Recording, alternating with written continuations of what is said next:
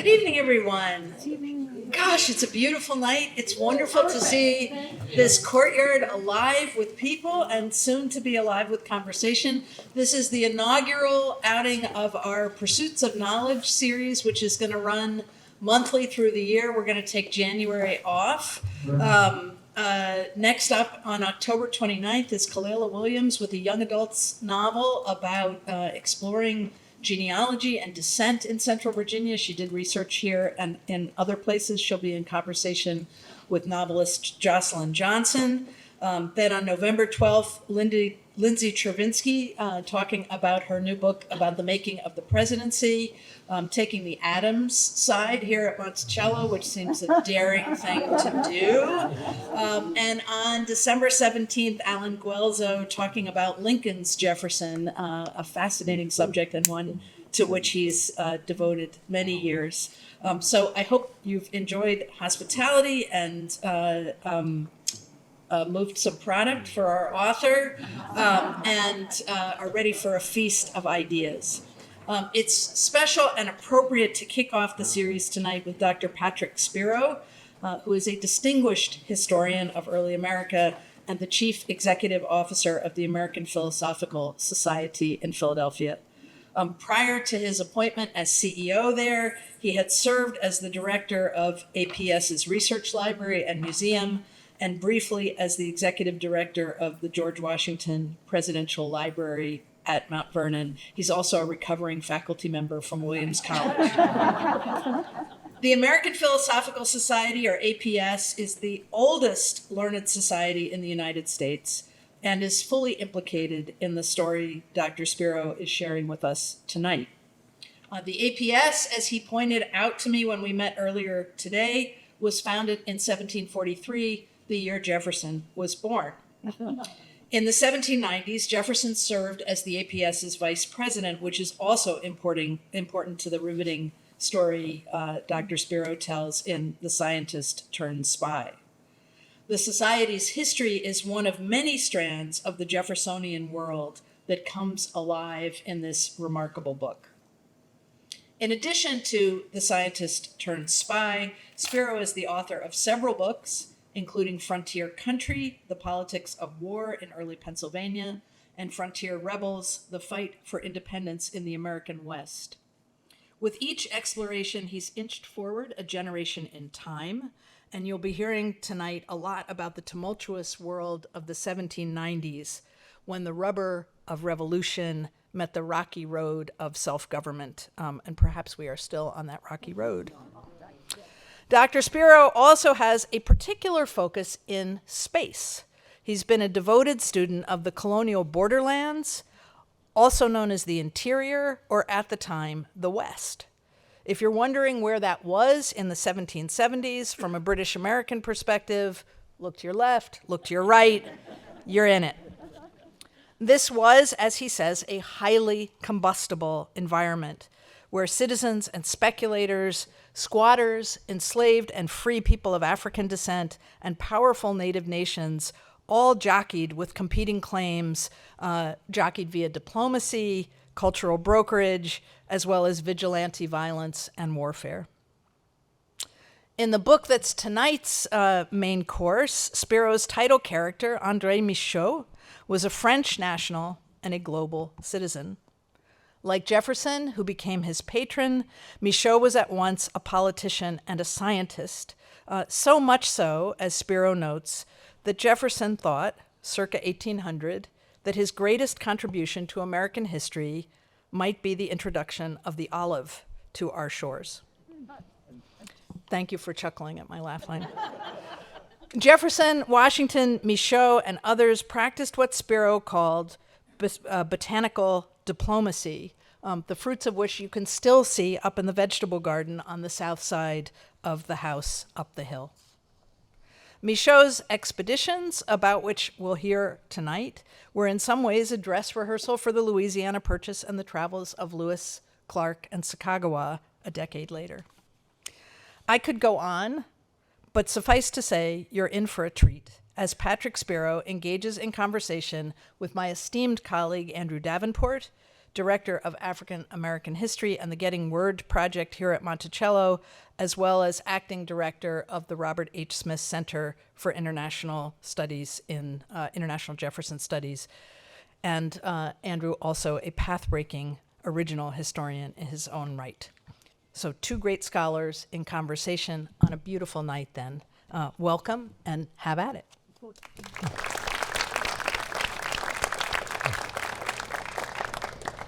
Thank you so much, Jane. Can everyone hear me?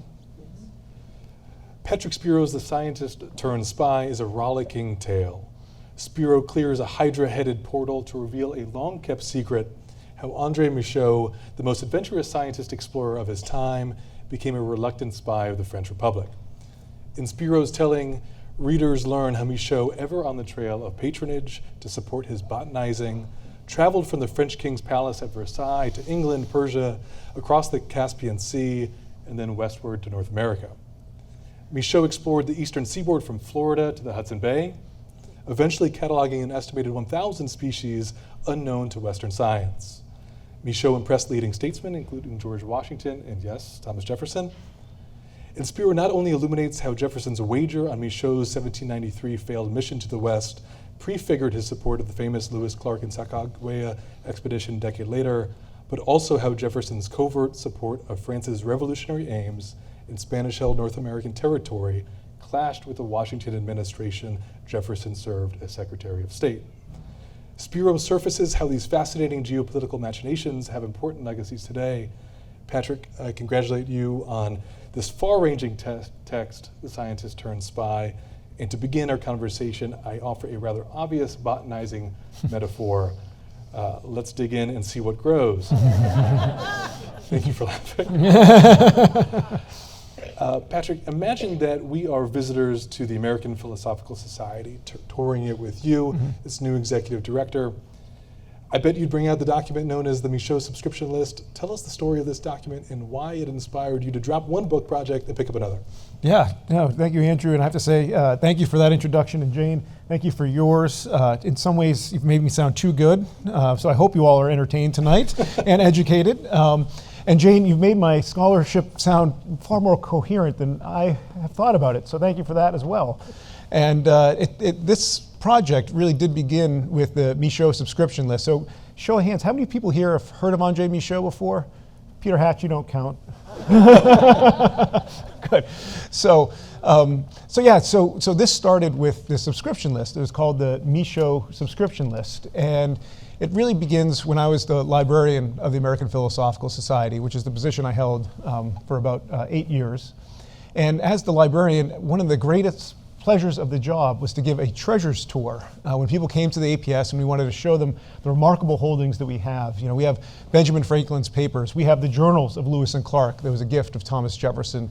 We have 14 million pages of manuscripts. And of those 14 million, one of my favorite ones to pull out was the Michaux subscription list because it told this incredible story. And so I'll tell you the story that I told other people before I wrote this book. This is a story that was told to me. And it goes something like this. If you were to look at the Michaux subscription list, the first half of it, it's on a large piece of parchment. The first half of it is in Thomas Jefferson's hand. And when it begins by saying, André Michaux, a native of France, inhabited the United States, has undertaken a voyage down the Mississippi River, westerly on the Missouri River to the Pacific Ocean. So this is Lewis and Clark before Lewis and Clark in Thomas Jefferson's hand. Beneath that, you have the signatures, really a who's who of the founding era. You have George Washington's signature at the top, President of the United States, he gives $100. Beneath Washington, you have John Adams, Vice President, $20. In the middle row, well, but that was Adams. I'm in Jefferson's Monticello, where that is, an insult. But and then in the middle, we have Thomas Jefferson giving $50. If I can say something snide, we don't know if he actually had the $50 to give. I didn't, yeah. Adams probably did. And then beneath Jefferson, of course, who's his great rival? Hamilton, $50. They will not let each other be one up. And then in the right-hand column, you have James Madison, who's then in Congress. So this document also contains the first, the signatures of the first 4 presidents on it. It's believed to be the only document to have the first 4 presidents' signatures on it. Now, this document was rediscovered in 1979 when an intern at the Philosophical Society was going through an old vault, and he came across a cache of papers, and he realized that he didn't want to open them up. It was way above his pay grade. So he brought it to the librarian's desk at the time. His name was Whit Bell, who unfurled this document and realized he had a national treasure on his hands. Now, at the APS, we would tell this story, and it would be all about why we preserve things. And people would always ask, well, how does it end? And the truth is, I was just pulling from what our own kind of internal documentation says, and it basically said it all kind of petered out because of the foreign intrigues surrounding the French Revolution. So that was a story that I would tell if you would come to the Philosophical Society. And then the pandemic struck, and I was stuck in my house with 3 kids. No more soccer practice to take them to, and this opportunity to maybe return to some research and writing. And at the time, I was actually working on a project on Benjamin Franklin in Europe during the American Revolution. I was actually, Jane, trying to get out of the frontier. I'd had enough of the frontier. I was tired of it. I was sick of it. It was violent. It was unpleasant. I wanted to go to Europe. I wanted to go to London and Paris. And I'd even started doing research. I'd written about 4 chapters of this book. I had been working it with to various publishing houses to see if they'd be interested. And then the pandemic happened and my world collapsed. And I didn't have access to sources anymore. And so at the same time, the director of development at the APS said to me, in September, I'm sorry if I'm giving too long an answer here. You're not. I'm fascinated. She says, we're supposed to go to San Francisco in September, and it'd be really great if you could give a maybe 30-minute talk that'd get them interested in the APS. You always have this great story about the Michaux subscription list. Would you want to talk about that? And I thought, all right, so here it is. I can actually now start to unpack this story. Is what I'm telling true or not? And that's what the book that's for sale over there does. Tell us more about Michaux's origins. Why was he sent here originally, and why is botany so important to imperial and nation-building aims? I know Jefferson thought that introducing the olive and rice were his 2 greatest contributions, if you can believe it. Then he later said the best contributions made to society are related to plants. It's a bit self-serving there. But why botany? Why Michaux being sent here by the French? Yeah, so it's 1785. The French have, of course, supported the American Revolution. There's now this new bond across the Atlantic. Americans are turning their back on Great Britain, and they're opening the doors to France. And France themselves had not had much access to Eastern North America. And so here was this untapped territory. The French king, Louis XVI, appointed Michaux the royal botanist in 1785. And Michaux himself, he wanted to travel to Tibet and Persia, and he wanted to go east. And the king said, no, young man, you're not going east, you're going west. This is not the first person to say, go west, young man. And the reason is because there were 2 reasons. The first is France, from all the support that they gave the Americans, first off, the cost of the 7 Years' War, the French and Indian War, followed by the American Revolution, France was really in almost a 30-year-long conflict, and that had depleted their forests. To support their navy and their military, France had their force had largely been depleted, and this was a real national security problem. And so one of the things Michaux was told to do is find sturdy American oaks that can replenish the French woods so that we can rebuild our forests. The other part has to do with botany, and there's an idea, and there's quotes that I use in my book.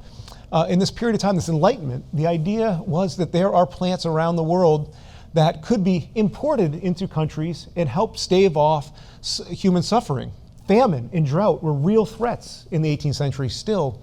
And the idea is there may be crops in other parts of the globe that could be introduced into French soil and help their society both with agriculture and also just improve human society and life. And so the idea was Michaux was to go to North America and discover all these new plants and ship them back to France where they could be planted in the ground to see how they would thrive. And as you mentioned, Michaux had discovered, botanists have estimated, over 1,000 new species of plants.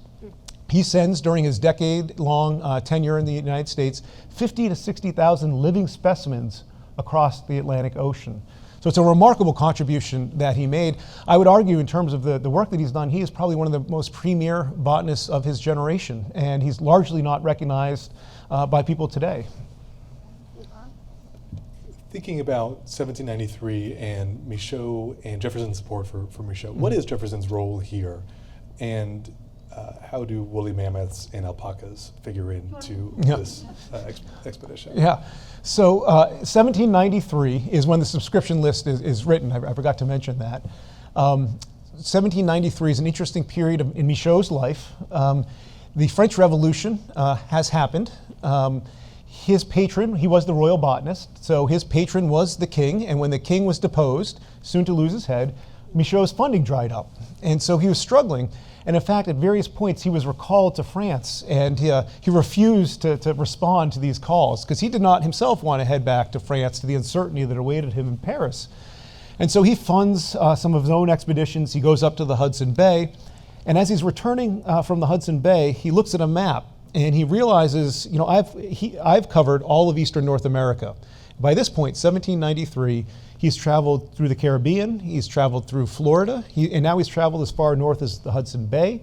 He's gone all throughout the Appalachian Mountains. And so what he realizes is the untapped area of North America is the West. And having done this expedition to the Hudson Bay, which was a very daring expedition with a very small group of Native American guides, it was himself and a handful of guides, he realizes, you know, I think I might be able to make it across this continent.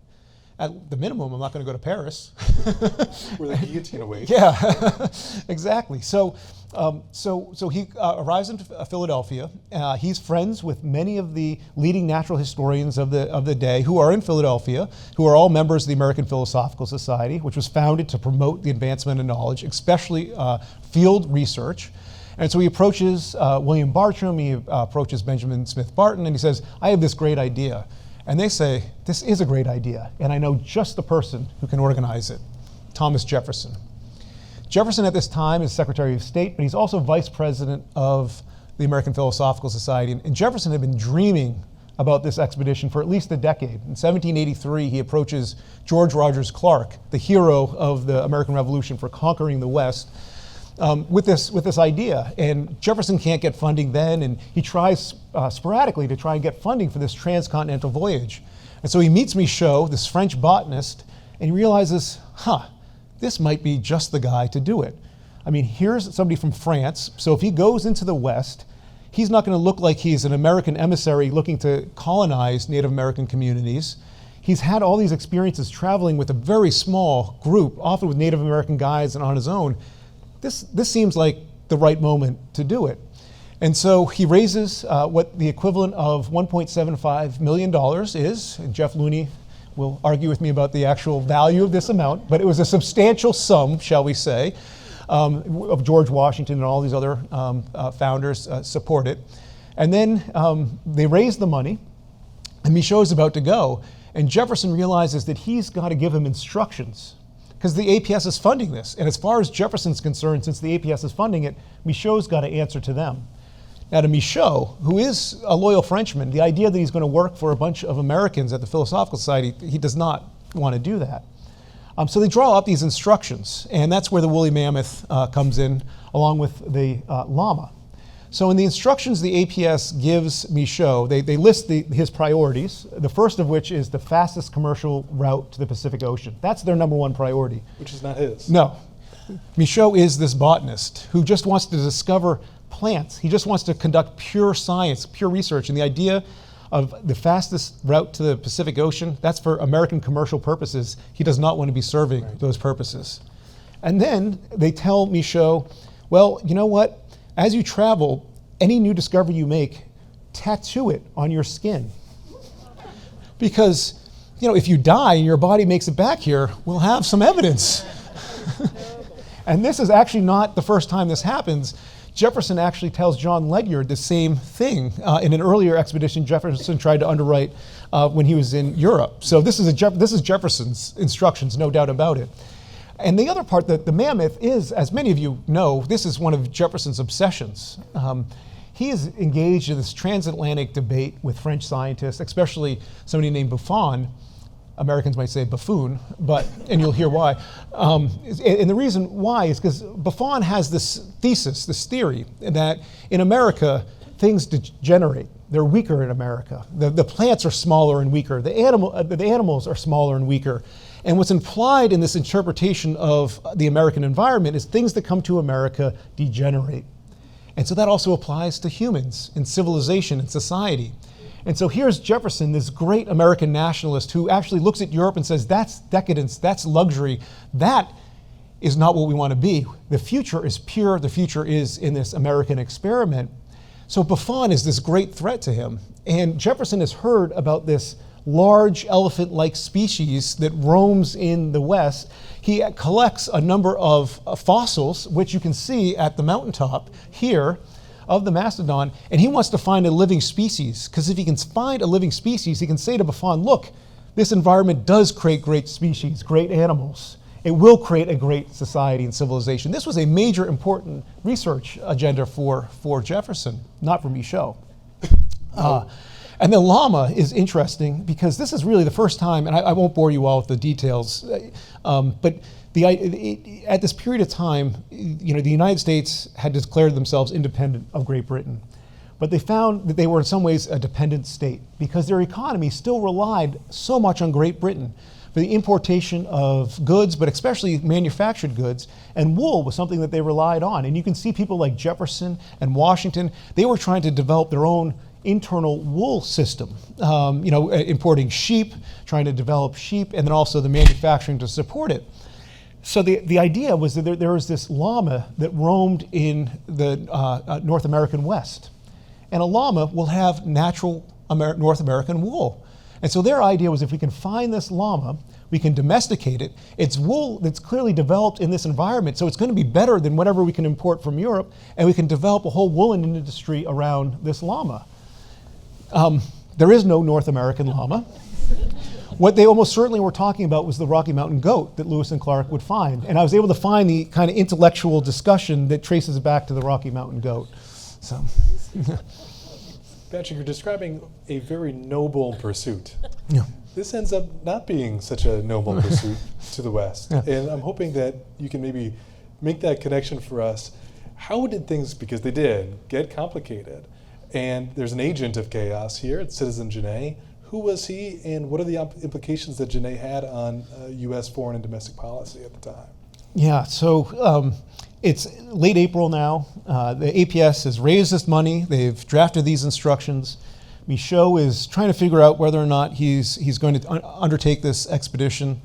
And all of a sudden, Edmond Genet arrives. Genet is the first official diplomatic representative of the French Revolutionary Government. He arrives to great fanfare in the United States. He lands first in Charleston and then travels all the way up to Philadelphia.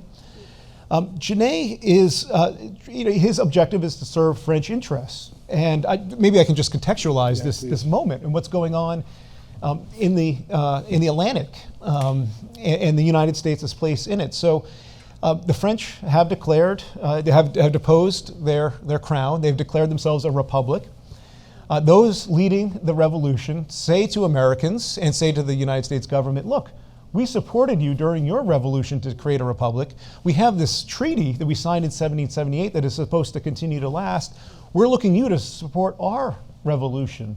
And at the time, France is locked in a conflict with Great Britain and Spain and other monarchs in Europe who see the French Revolution as this grave threat to the order that reigned in Europe, a threat to monarchy across Europe. The idea is the French Revolution is going to spread its tentacles.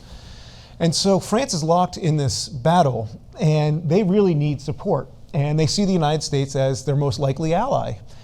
Now, Washington, and Genet arrives to the situation. I'll tell you about his orders in a second, but I want to situate how the United States is thinking at this time. So Washington realizes that the foundations of the Republic are indeed fragile. They are dependent on Great Britain for so many economic goods. They also have the British occupying forts in the Northwest. And so the idea that they might support the French poses a grave threat to the foundations of the Republic. It's possible, likely, that the British could easily reclaim this territory. And of course, he's also facing a number of Native American conflicts in the interior. He's just faced one of the greatest losses the United States Army had suffered with St. Clair's defeat in 1791. So his army is depleted. And the idea of engaging in this international conflict and risking the Republic is not something Washington wants to do. And so he declares, at about the same time that Genet arrives in the United States, neutrality, the Neutrality Proclamation. So Genet's objective as ambassador is to force Washington's hand to side with the French. And he has a number of ways of doing this. The first is he wants to appeal directly to the American populace. And that's what he starts doing in Charleston, all the way up. He's going to towns, and he's trying to encourage Americans to oppose Washington's policy. So as far as Washington's concerned, this is breaking international norms and diplomacy. This is a foreign agent interfering with domestic politics. The second thing Genet has is secret orders. Secret orders. Secret orders are calling in. Yeah. Setting the stage. Yes. Yeah. The worst part is that's my phone. I was wondering if you would admit to it. Yeah. It's the French calling. I took it out of my pocket because I didn't want it to bother me. I didn't realize I didn't turn the ringer off. That's great. So, yes, I could be up here with it and answer it. That'd be really bad. So Genet's other secret orders are to mobilize angry Kentucky frontiersmen who have indicated to the French that they are really frustrated with their federal government. This Eastern government they feel is not representing their interests. They feel disaffected with it. They feel like the federal government is only serving Eastern mercantile elite interest and is not sympathetic to the plight of those on the frontier. And the number one priority of those in Kentucky is access to the Mississippi River, which Spain controls. And Spain is not permitting them to export their crops to the international world market. And this is causing great economic strife for those in Kentucky. And so they have sent signals to the French that we think we're so frustrated with our government that we're willing to renounce our allegiance to the United States, swear allegiance to the French Revolutionary government, and invade and seize Spanish Louisiana. So Genet has these orders when he arrives in Philadelphia. And one of the first people he meets is André Michaux, this natural historian, botanist who has been traveling around North America and actually has this deal with the APS to travel out to the Mississippi River. And he thinks, well, I now think I have the perfect agent to enact this plot. And so he meets Michaux and he says, what I need you to do is travel out to Kentucky under the guise of science, conducting botanical research, but secretly I want you to meet with George Rogers Clark, that person Jefferson had first approached about the Lewis and Clark expedition, who had indicated he was willing to mobilize men for this initiative. Meet with him and see if you can't get this thing started.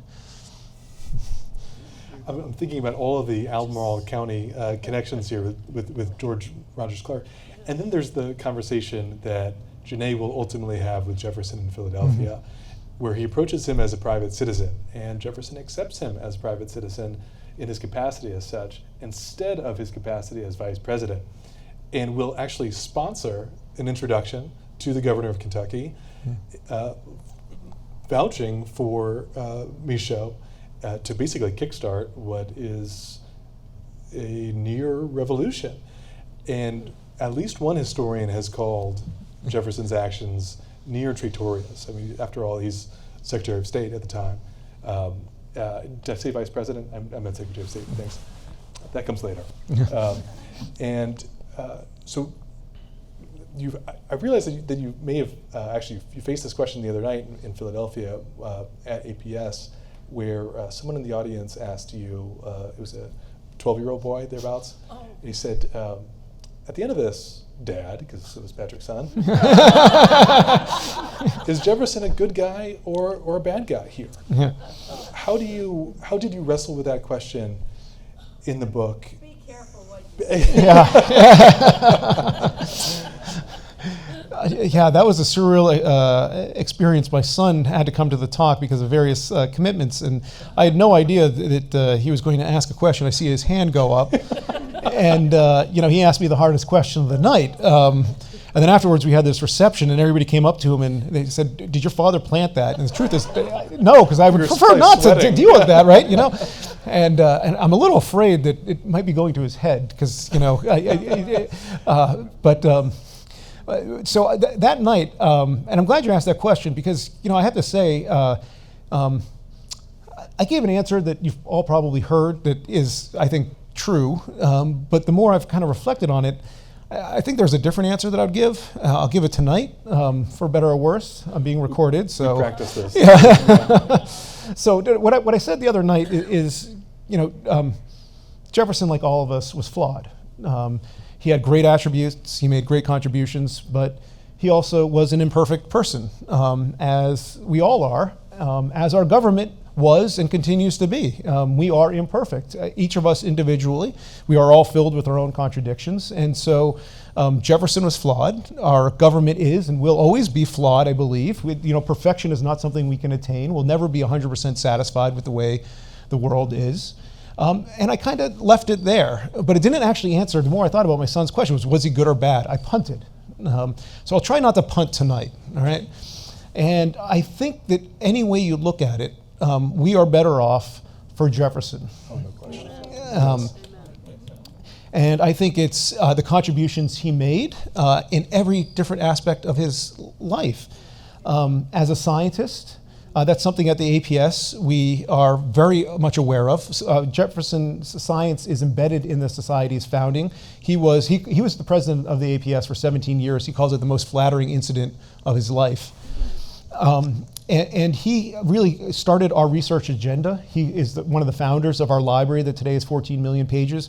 But he's also known as the father of modern vertebrate paleontology, because of a presentation that he made at the Philosophical Society, where he thought he had found this actually gigantic tiger that turned out to be a sloth, but that's beside the point.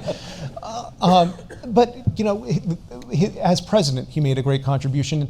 And obviously, the thing that people today are most uncomfortable with and struggle with how to evaluate Jefferson is with slavery and this contradiction that was at the founding. But it wasn't just Jefferson who lived with this contradiction, who struggled with this contradiction. And I think in some ways, the contradiction that Jefferson embodied, all the founders dealt with it in different ways, but Jefferson, he also, when it comes to slavery and our history with slavery and race in the United States, he actually has opened up doors and avenues of conversation because of the contradiction that he embodied. And in some ways, without Jefferson there, we might not be able to have the same type of conversations that we have today. So I do think we're absolutely better off for Jefferson and his contributions. And I wish I had said that night.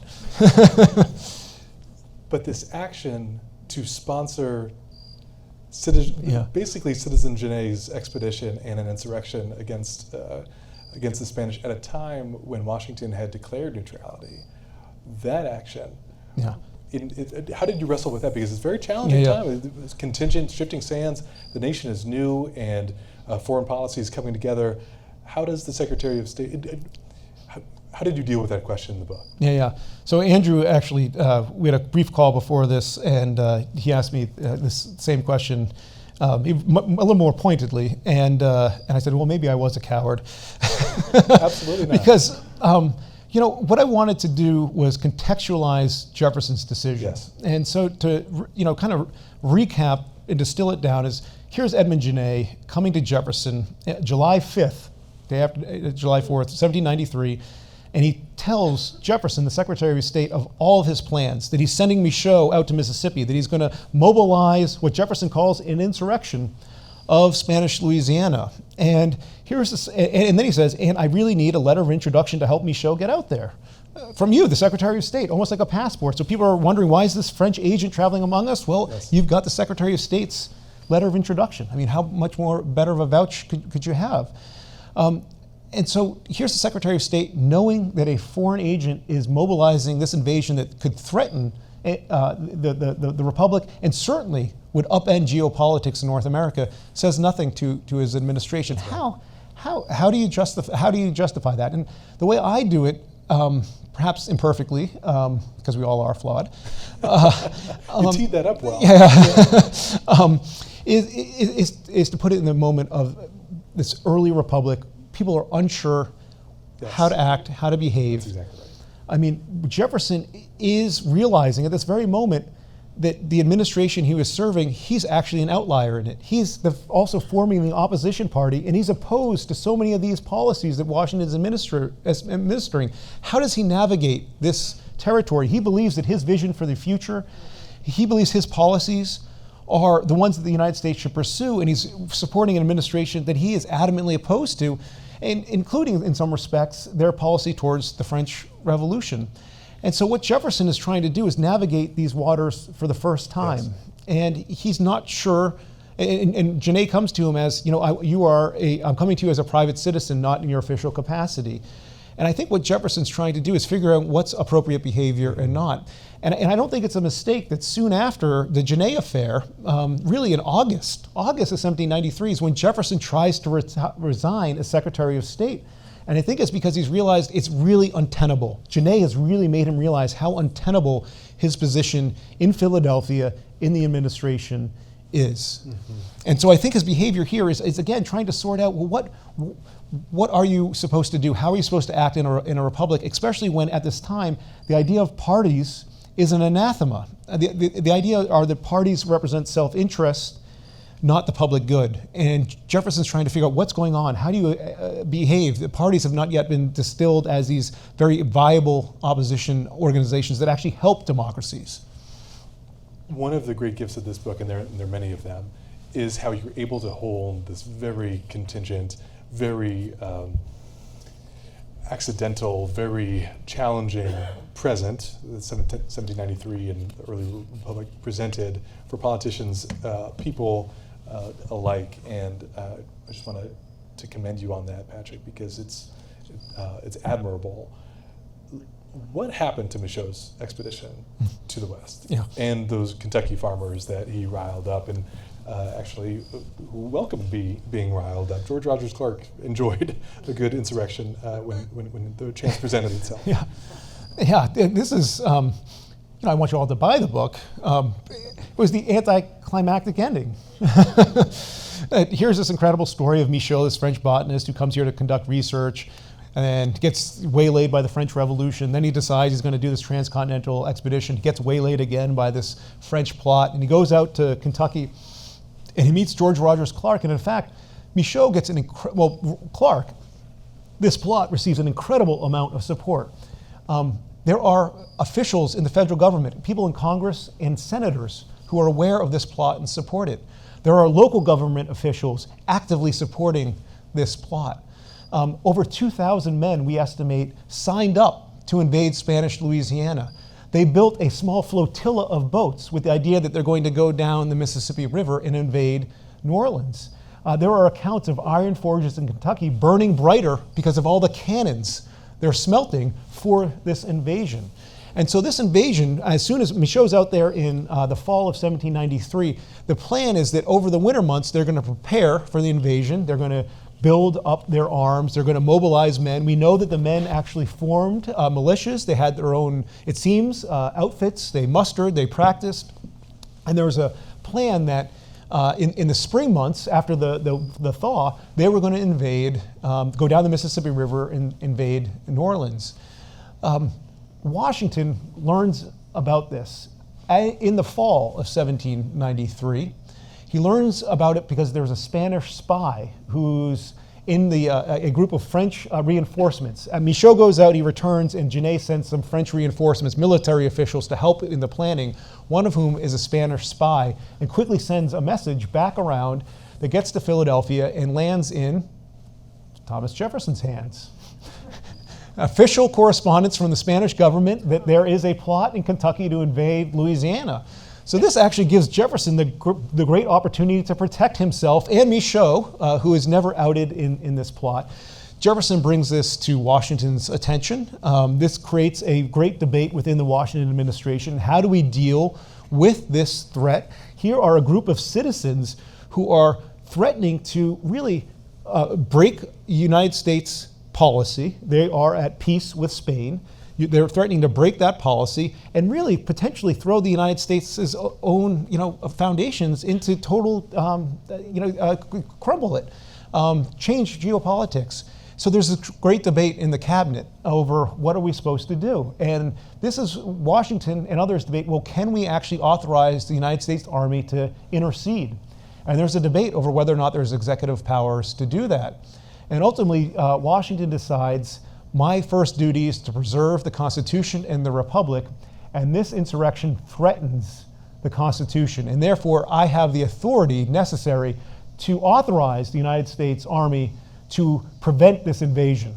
Now, it never comes to that because Washington also makes a series of very stern proclamations that makes it clear that the federal government is willing to assert its authority.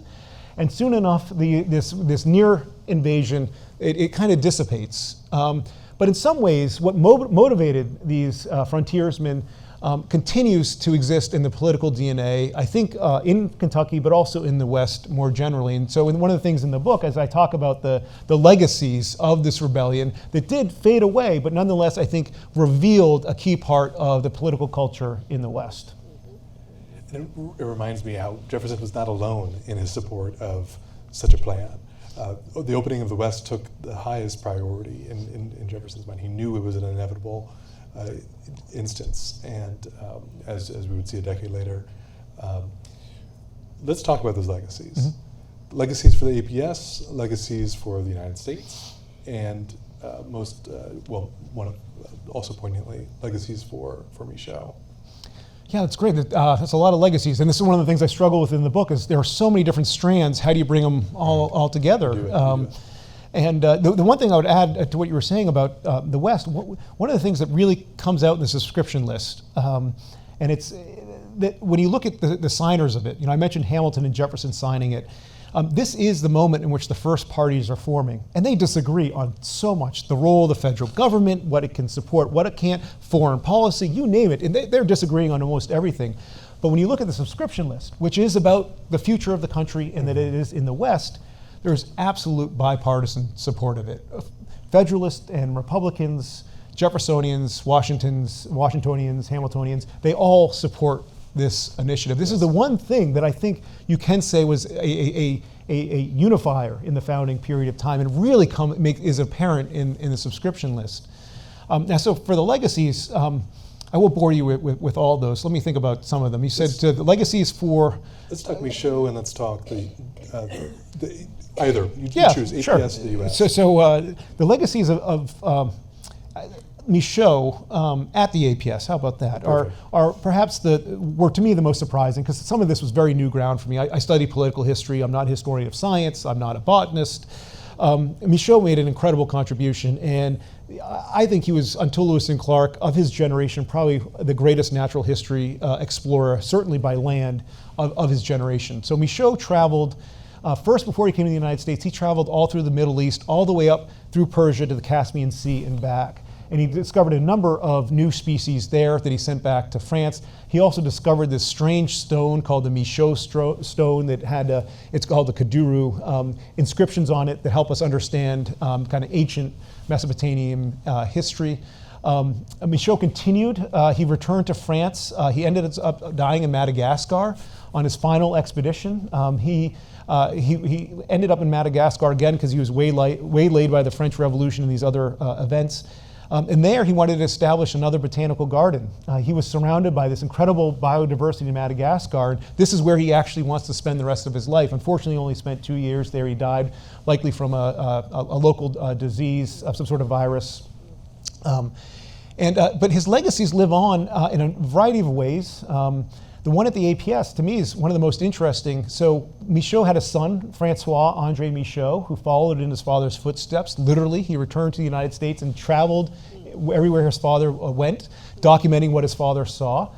When Michaux died, Francois André Michaux died, he left his entire estate to the American Philosophical Society. This great supporter of André Michaux, and also a place that Francois André found as his kind of intellectual home in the United States.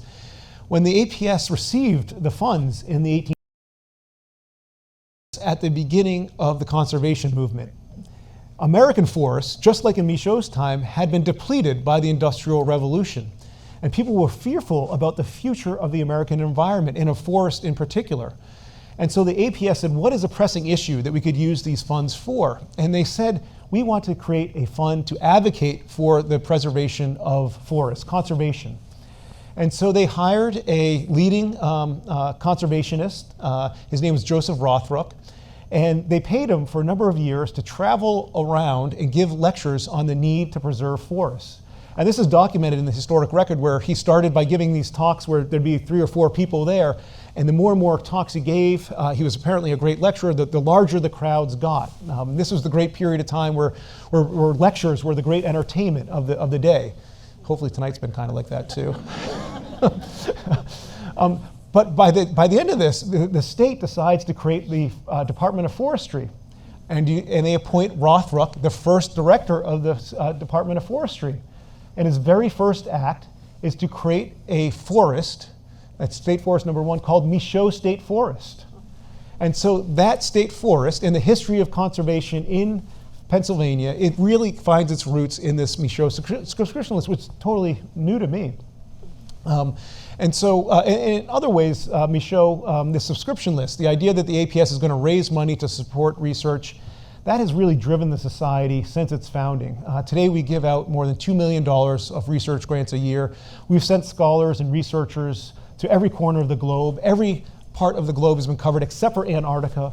And we're really driven by the same spirit that drove Michaux and our support of Michaux. And the idea is that the more that we can understand our world, whether it's through history in the past or understanding our environment in the present, the better we can shape the future. And that's what the society was founded by Franklin in 1743, and what animated it with the Michaux subscription list, and what continues to drive us today.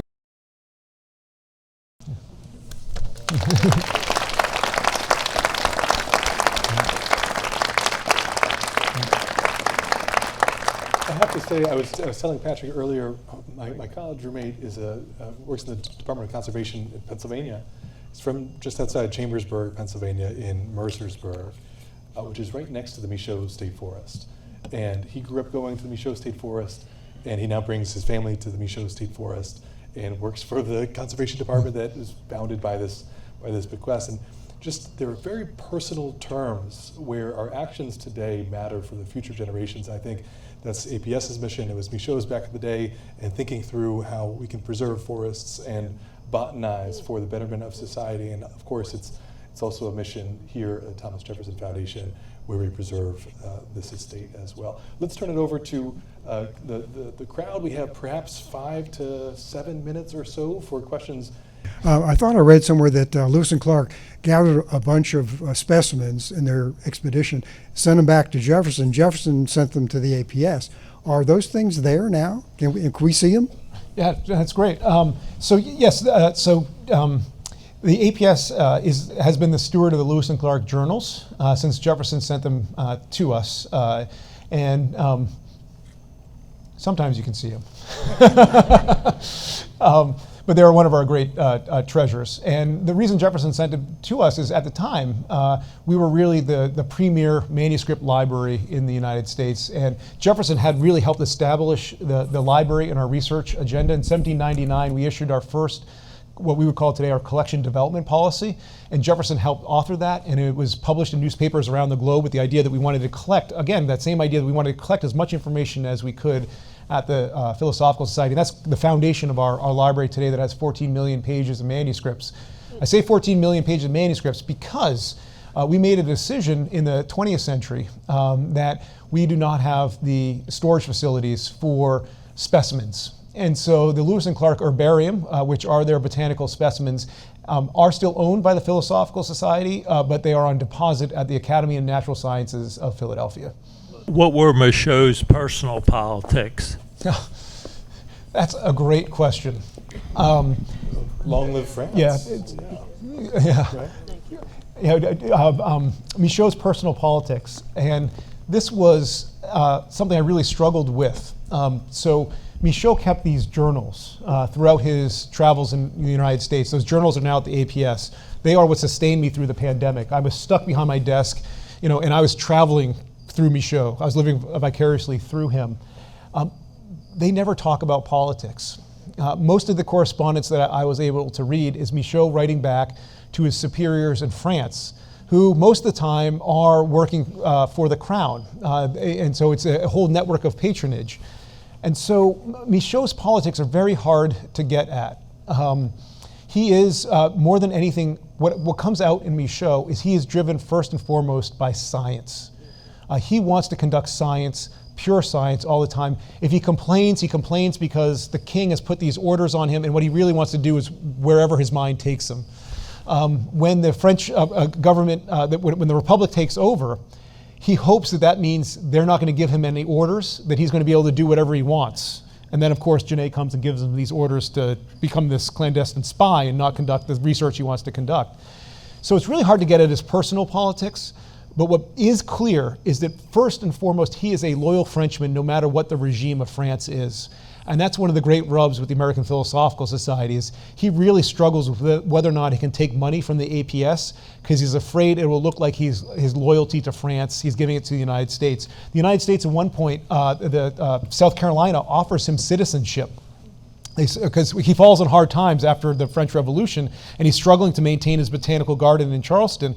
And South Carolina says, well, if you become a citizen, we will support your garden. And he refuses it because he will never renounce his loyalties to France. And so I don't know about his personal politics, but his loyalties to France reign supreme throughout his life. Given the darkening hour, we'll have to close here. And Peggy, we'll be sure that you and Patrick catch up afterwards. I'll turn it over to Dr. Jane Kamensky, and thank you again, Patrick Spero. Yeah. Thank you.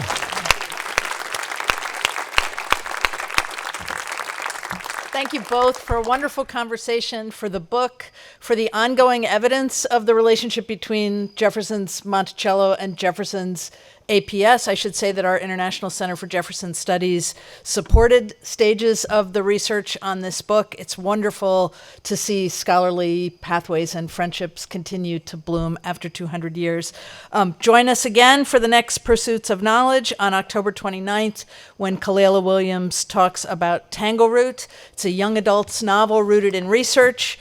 Bring your children, your grandchildren, instill that habit of research-based reading as we continue to explore Jeffersonian pursuits. Thank you.